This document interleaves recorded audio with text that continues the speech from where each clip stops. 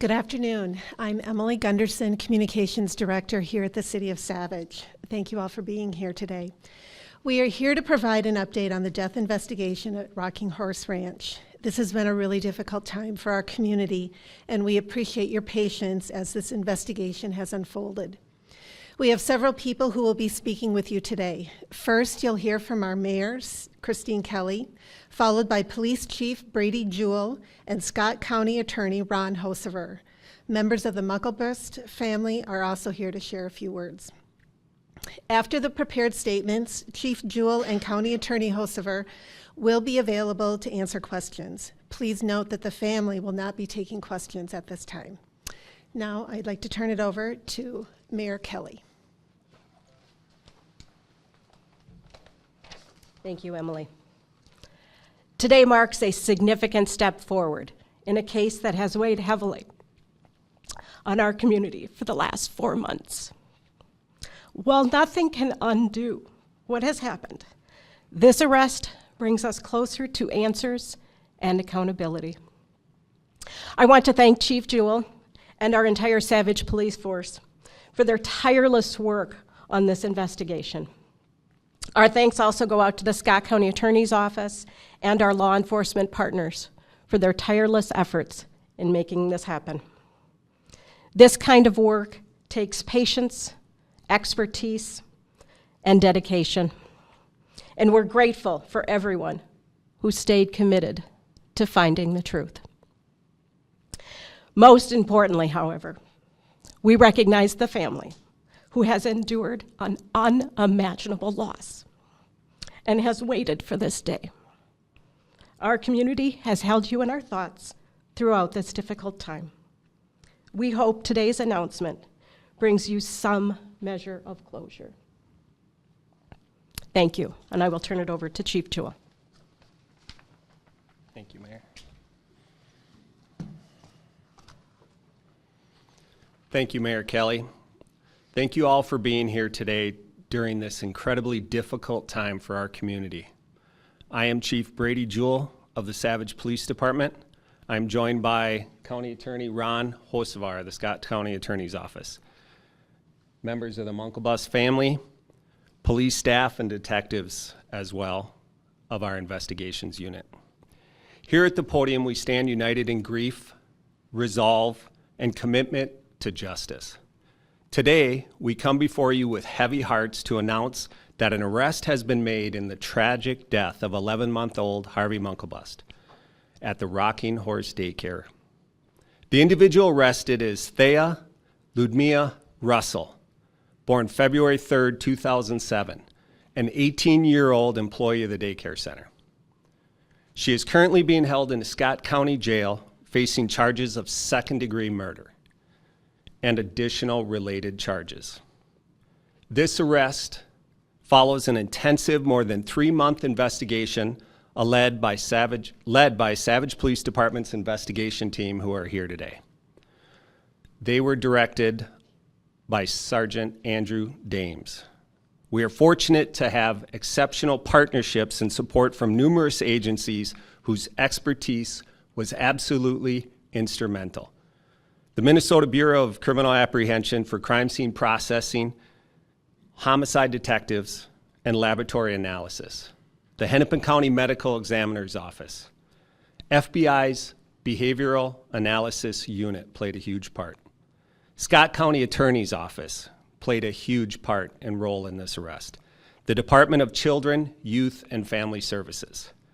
The Shakopee Police Department, Prior Lake Police Department, Scott County Sheriff's Office, and Carver County Sheriff's Office. We thank them all for their part.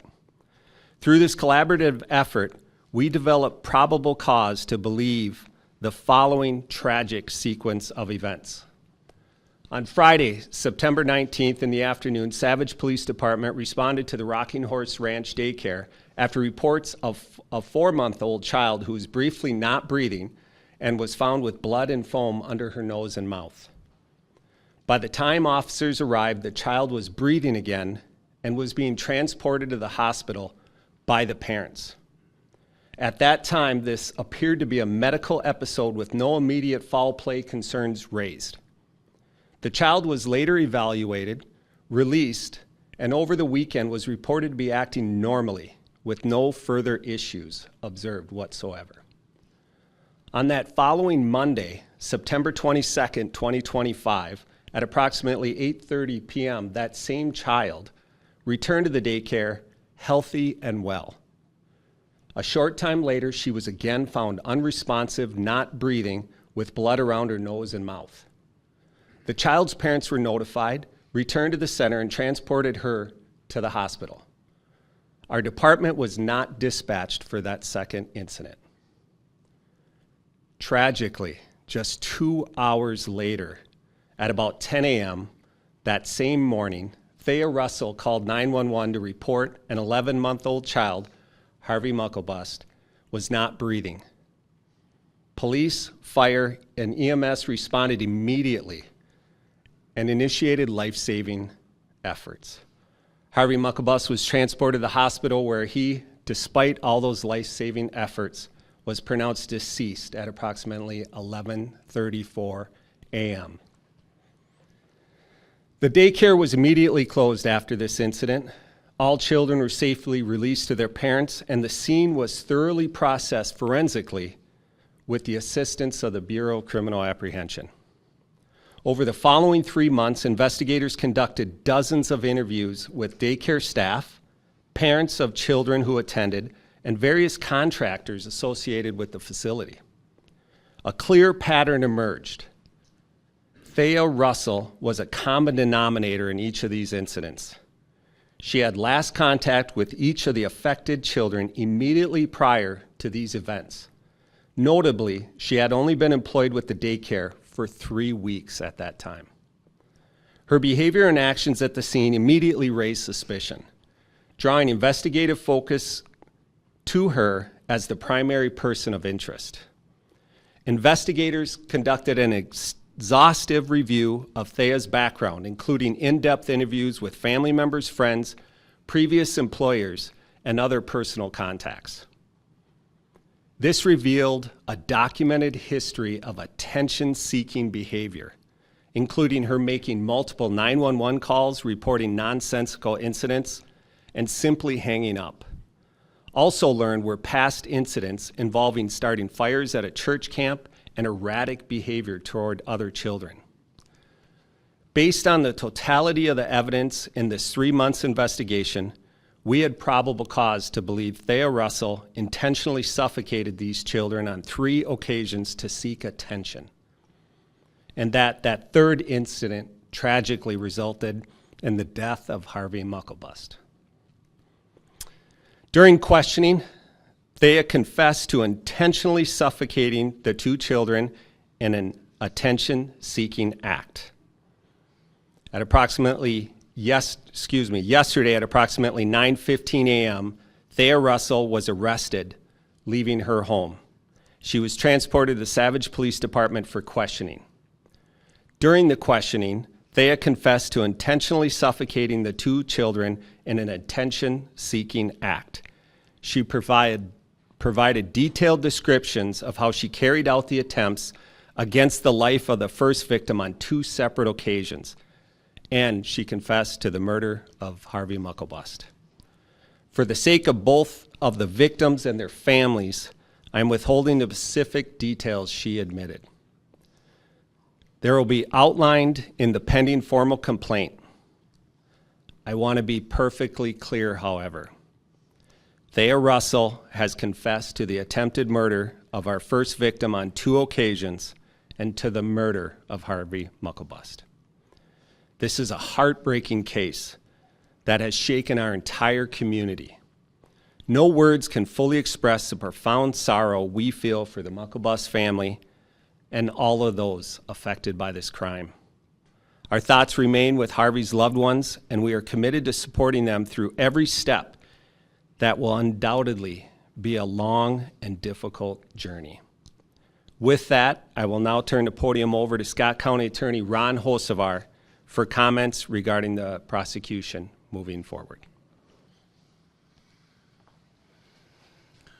Thank you, Chief. Good afternoon. First off, my condolences to both families whose children were harmed by this individual, with one ultimately unfortunately passing away. Obviously a terrible situation where these children were placed in an environment where their safety and security is supposed to be taken care of, and this individual violated that in the most egregious way. My compliments to the investigation in this case, the Savage Police Department, BCA, the FBI, and all the other agencies that you heard Chief Brady talk about. It was an extensive, exhaustive investigation which the truth came out. And it's due to their efforts that we're able to go ahead and prosecute this case. My office is currently working on the complaint, working on the charges. We anticipate that we'll have charges filed by tomorrow, close of business with a bail hearing most likely happening Friday morning. It will be available, myself and the chief will be available for some questions afterwards. But at this point, and as Chief Brady indicated, that the family does not want to take questions, but Julie, I believe Harvey's grandmother, would like to say something.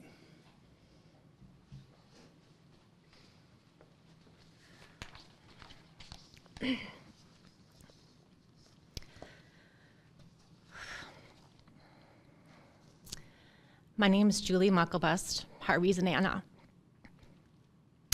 I am providing this statement on behalf of Harvey's dad and mom, Hunter and Catherine, his brother, and our entire family. First, we'd like to express our gratitude to the Savage Police Department, and specifically Detective Andrew Dames and his investigative team for their tireless efforts to seek the truth in Harvey's death. We appreciate the time, care, and compassion you have given our family. We would also like to thank the Scott County Attorney's Office, the Hennepin County Medical Examiner, the Minnesota BCA, FBI, and all the other agencies that assisted to providing a thorough investigation. From the moment Harvey was born, he filled our world with sunshine. His passion for playing, infectious laugh, loving heart put a smile on everybody's face. Just 5 days shy of his first birthday, he was on the move, crawling, climbing up the stairs and sliding back down, and learning to say mama and dada. He loved the time playing with his big brother, who misses him deeply. He was affectionately known as our little Harv monster. Harvey was such a blessing to our family, and his death has left a tremendous hole in our hearts. Harvey's fingerprints are on my sliding glass door, and his drool stains still show on his crib sheets. Those are the little things that I'm not ready to wash away.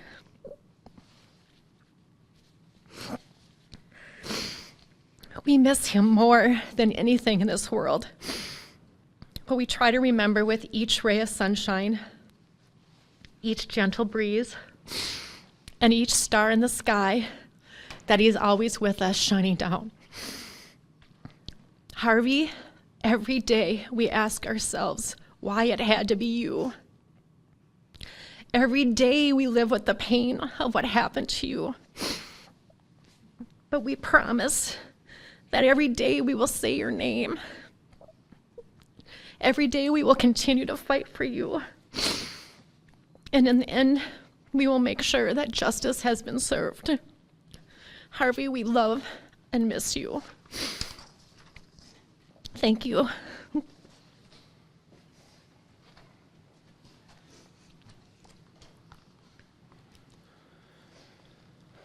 Again, currently the family does not want to answer any questions from the media or for the public. So out of respect, they're going to now leave the press conference.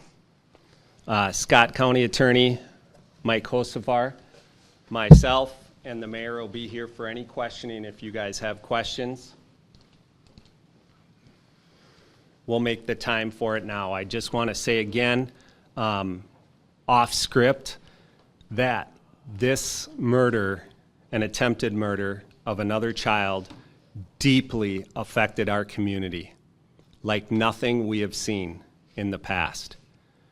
Our pursuit of this justice in this case took a long time, and we understand that's frustrating for people. But we were not stopping until we got to the bottom of it. This case was extremely difficult, with thousands of hours between all the adjoining partners putting into this and interviewing people. This has taken a mental toll on our unit. Anytime the senseless loss of life of such an incredible young boy. And we, meaning myself and the Scott County Attorney's Office, this case isn't done. Our investigation continues, and we will do everything we can for a successful prosecution in this case. This person should never, ever again be free to harm another child. With that being open, we're open to questions. Yes, Karen? For Mr. Hocevar, will Rocking Horse face any charges? Is there an investigation into the child care facility? The question was, is Rocking Horse facing any investigation for criminal liability? The answer is no. At this time, we do not have a case against the owner or anybody there. The case, I believe, is still with Family Services, who holds the responsibility of investigating daycares, and the case is with them. But at this time, we have not any investigation into the owners or the daycare. Chief, I know your team has been working really hard on this for days and months. If you could talk about how many times you talked to her before yesterday when she said those things to you that broke open this case. Talk to me about that and what that moment was like. Were you in the room with them? So the question is, how many times did we interview Thea? I can say that I've never interviewed her. I've never met her. But our investigations unit did speak with her several times during the course of the investigation. I'm not able to give an exact number, but it was multiple times. That moment, though, when your detectives came out and told you what she had said, what was that like for your department? This case has taken an emotional toll. And after her arrest, I'm not sure what changed, but when we had the confession, I can't tell you inside on a case where someone's denying something and then confesses, admits to what they did, there's extreme elation. Mostly, we felt that we were going to be able to tell the family what happened because they didn't know. And that's an incredible feeling. I don't want to say of joy during such a tragic incident. Relief and a sense of accomplishment came over our entire investigative unit once we had that confession. Did Ms. Russell show any remorse or anything? I'm not going to speak to that. I think that'll come out in the course of the trial, whether she felt remorse or not. I don't want to speak to how she felt. I can tell you that our investigators were just amazed every time they talked to her. And just, again, as I said in my statement, she was a person of interest from the very beginning due to the way she acted. And I won't go into any more details because you'll see some of those in the formal complaint. Through your investigation with all the other agencies and such, was there any indication of a history of mental illness that came out? I cannot speak to that either. I'm sorry. The question was there a history of mental illness that we saw? And I cannot answer that question. Go ahead. She had any other previous employment where she was around children? The question was, did Thea Russell have any previous employment where she was around other children? Yes. And I will tell you that will be in the formal complaint, and that will be a factor in our prosecution. Are there any other cases out there with other agencies or former employers that are being investigated now? During the course of our investigation, we came across no other active investigations or any type of procedures that were being affected against her. Can you speak to the status of Rocking Horse right now, their ability to reopen, that sort of thing? The question is, what's the status of Rocking Horse Ranch's daycare's license? They are currently closed, and I do not know the today's status of the daycare, but as far as my knowledge, they have not been allowed to reopen. What has been Rocking Horse's response to all of this? I know that they have actually appealed that suspension they did in September, shortly after the incident.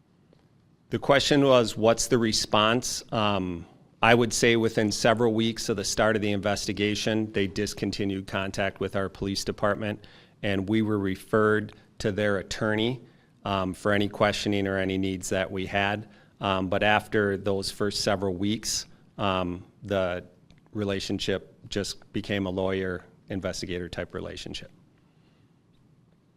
Chief, and maybe I missed this, and my apologies if you said, what led to the arrest? What led to yesterday being the day? Is that when everything was buttoned up and you felt we're ready to go, take this case forward, before that confession? A summary of the question is, what led to the arrest yesterday and why yesterday? There's no one answer. I will refer to the county attorney's formal complaint you're going to see, but we felt that after 3 months of an exhaustive search, we had had enough, and we had enough to formulate that probable cause for the arrest. There is no one thing. It was a culmination of timing in this investigation, evidence coming back from sources that take 6-8 weeks, strategizing, personnel, the availability of the county attorney and their office to be present and during the investigation. And we had set the plan.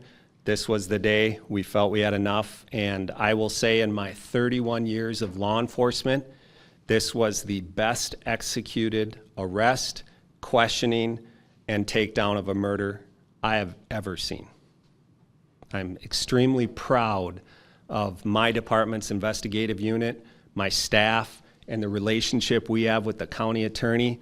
I cannot say enough how much our partners in law enforcement helped in the FBI Behavioral Analysis Unit, the FBI's regional office, and the BCA homicide investigators. They all were crucial partners in this investigation. I will not stand up here and say it was our department alone.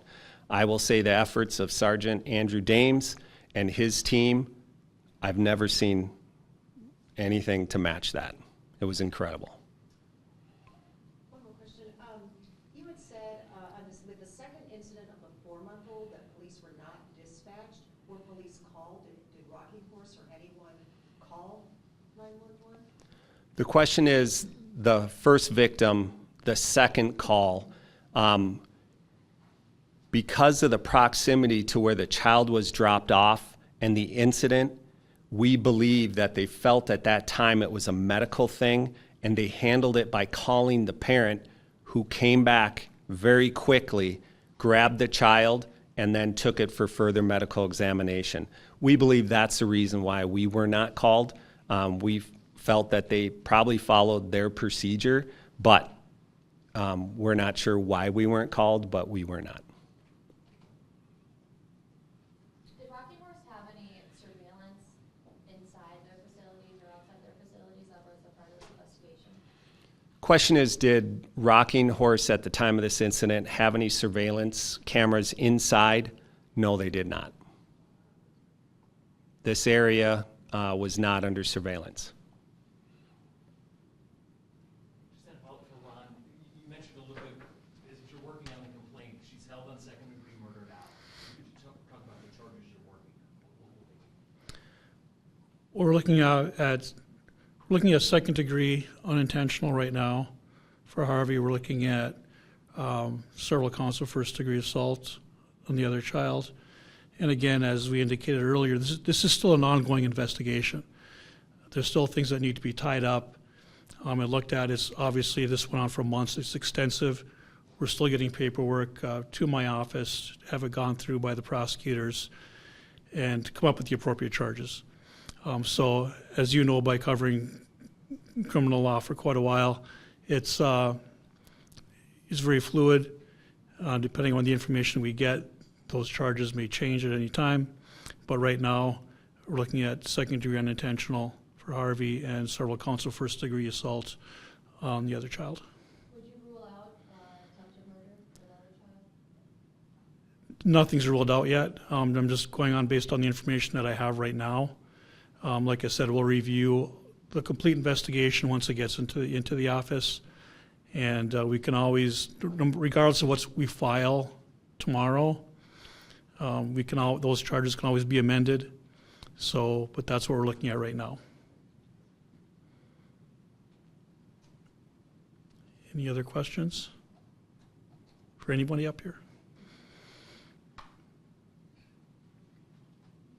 Okay. Thank you.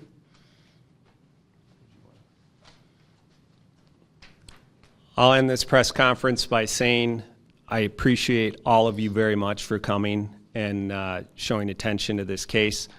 This case has weighed on our community. You could hear that in the emotion of our mayor. There are dozens of families that overnight lost their child care, and the ripple effects of that are not lost on us.